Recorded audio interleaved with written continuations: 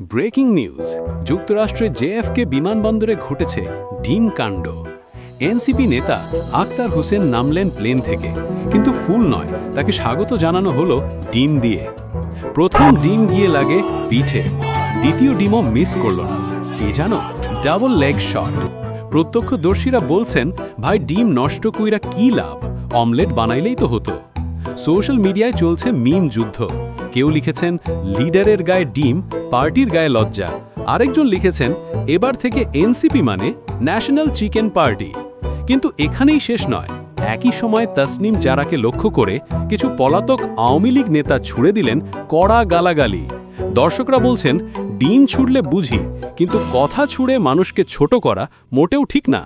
সমালোচকদের ভাষায় পলাতক আওয়ামী লীগের এই কাজটা একেবারেই ভালো হয়নি।